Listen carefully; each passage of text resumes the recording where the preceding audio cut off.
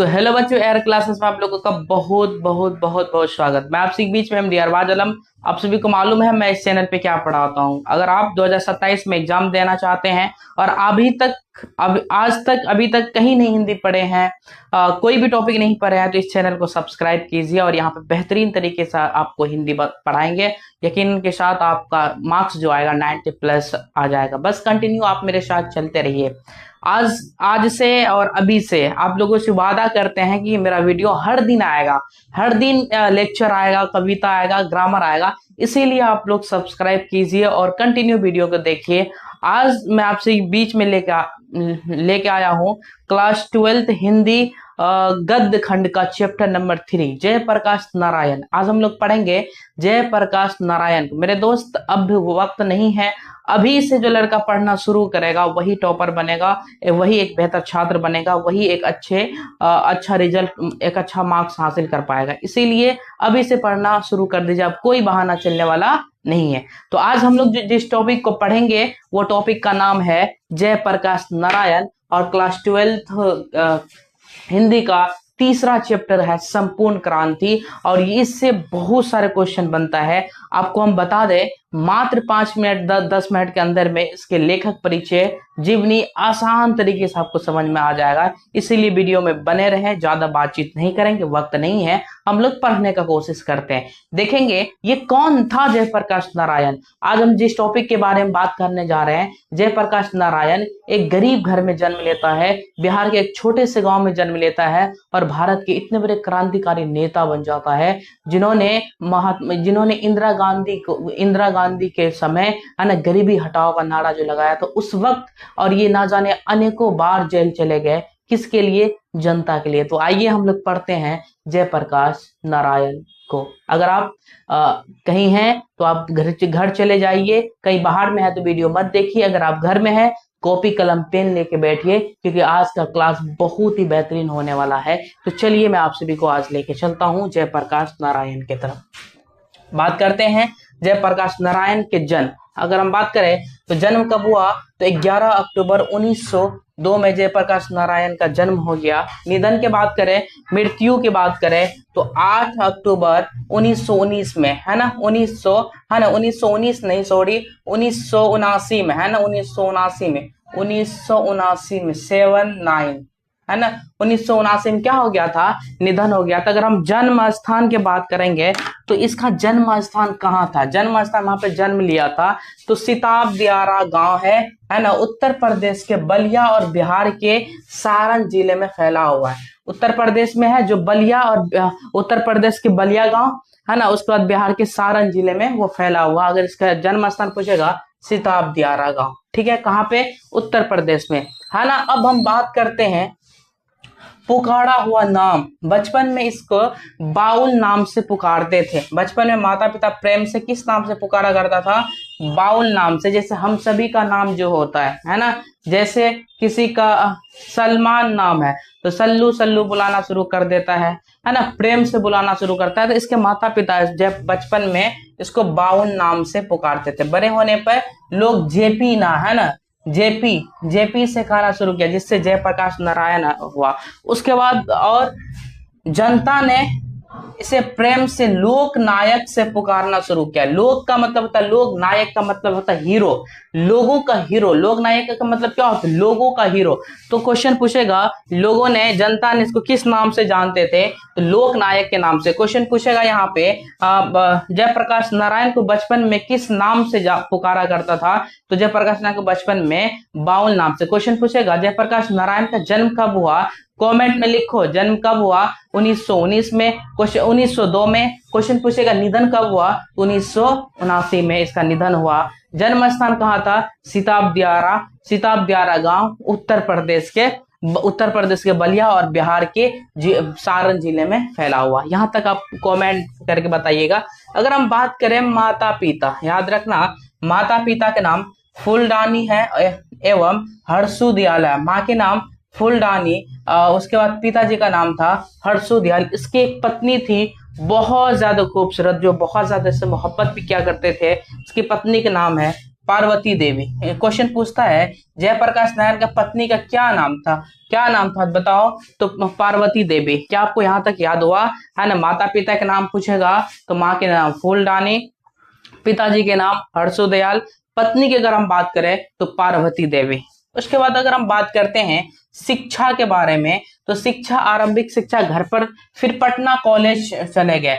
हिंदी के प्रसिद्ध लेखक बने जिसपे इसको बहुत सारे पुरस्कार भी मिला था। क्वेश्चन पूछेगा तो शिक्षा तो शुरू में घर में किया था, उसके बाद कहाँ चले गए थे?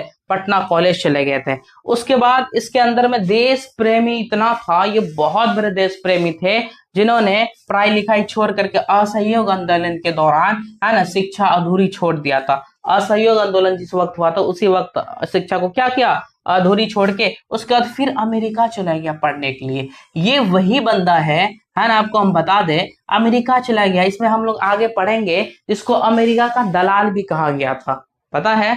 अमेरिका को दलाल भी कहा गया था। आपको हम बता दें जयप्रकाश नारायण की अगर जीवनी की अगर हम बात करें, जयप्रकाश नारायण ने किस तरीके से वो अपना शिक्षा हासिल किया था, आगे इसकी कहानी में हम बताएंगे जब पढ़ेंगे। तो कहता है कि जयप्रकाश नारायण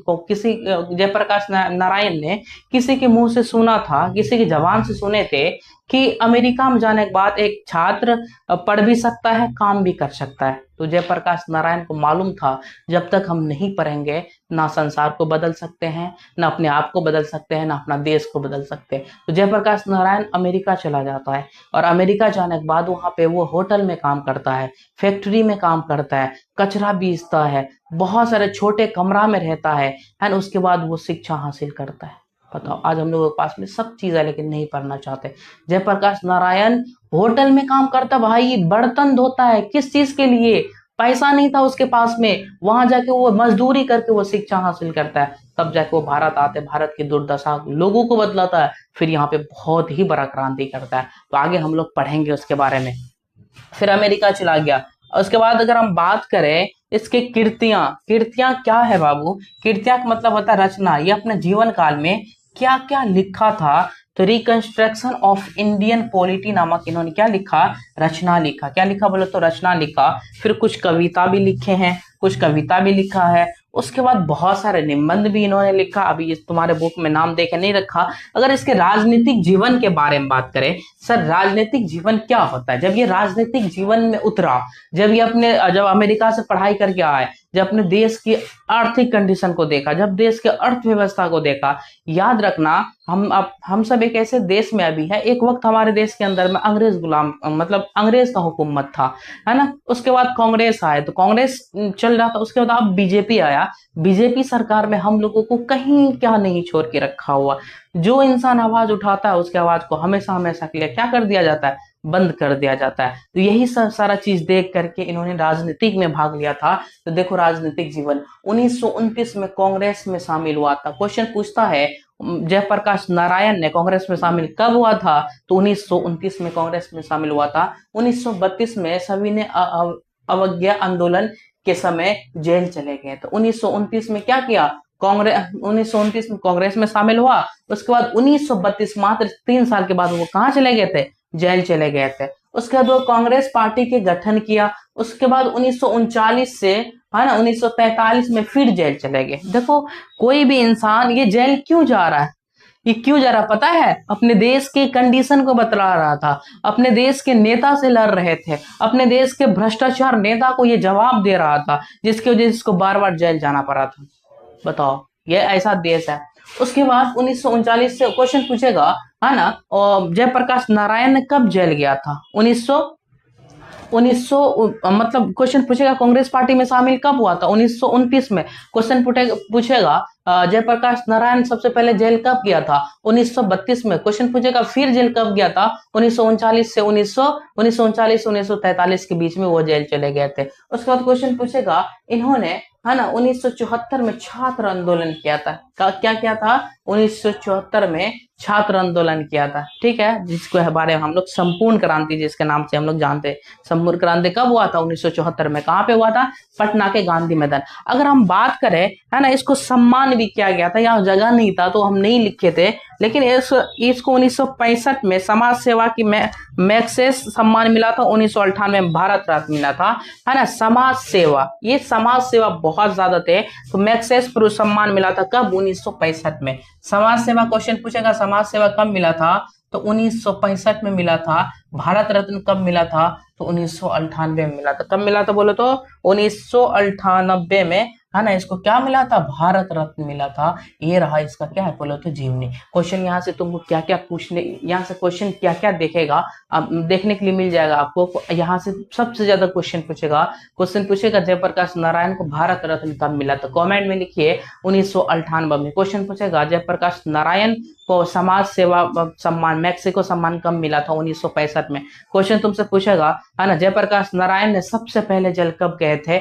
1932 में। क्वेश्चन पूछेगा जयप्रकाश नारायण ने, है ना, मतलब कांग्रेस पार्टी में शामिल कब हुआ था? 1929 में। क्वेश्चन पूछेगा जयप्रकाश नारायण ने, है ना, दोबारा जेल कब गए? तो 1939 से 1943 के बीच में। क्वेश्चन तुमसे पूछेगा जयप्रकाश नारायण का जन्म कब हुआ? 1902 में। क्वेश्चन पूछेगा जयप्रकाश नारायण का आप लोग कमेंट करके लिखिएगा जयप्रकाश नारायण का निधन कब हुआ गया? तो 1979 में हुआ था, मतलब 1979 में इसका क्या हो गया था? निधन हो गया था। जन्म स्थान कहाँ है ना? सीताब दियारा गांव, उत्तर प्रदेश की बालिया और बिहार के सारण जिले में इसका क्या हुआ था? जन्म हुआ। अगर इसके माता पिता की अगर हम बात करें तो ध्यान से सुनना, माता पिता की अगर हम बात करें फुलडानी, उसके बाद हर्षो दयाल। इसकी पत्नी की अगर हम बात करें पार्वती देवी थे। पत्नी के नाम क्या थे?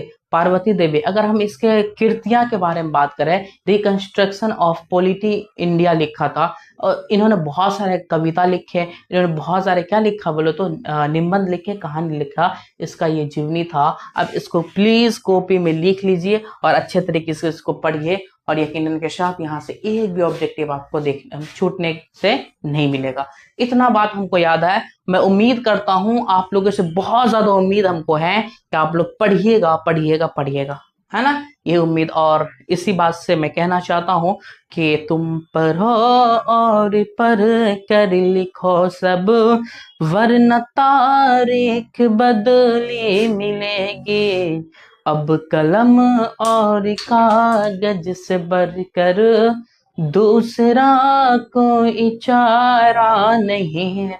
तुम पढ़ो और पढ़कर लिखो सब, दूसरा कोई चारा नहीं है, क्योंकि हमारा देश बहुत बुरा हाल में है। इसीलिए पढ़िए, अपने देश को सुधारिए। तो मिलते हैं अगले वीडियो में, संपूर्ण इसका अर्थ लेकर के हम लोग संपूर्ण क्रांति के बारे में देखेंगे। संपूर्ण क्रांति क्या होता है इसमें हम लोग देखेंगे। 1971 में, है ना, जब इंदिरा गांधी ने कहा था, है ना, इंदिरा गांधी जब बोले थे कि हम गरीब को मतलब गरीबी हटाओ का नारा जब लगाया था, जब गरीबी अत्यधिक मात्रा में बढ़ रहे थे, भ्रष्टाचार भी बढ़ रहा था, तब जाके, है ना, जयप्रकाश नारायण ने, है ना, उसके खिलाफ आवाज लगाए। बहुत ऐसा काम हुआ जिसको हम लोग अगले वाले वीडियो में पढ़ते हैं। मिलते हैं अगले वीडियो में। जय हिंद, जय Bharat. Please subscribe, comment, like, share कर दीजिए वीडियो को।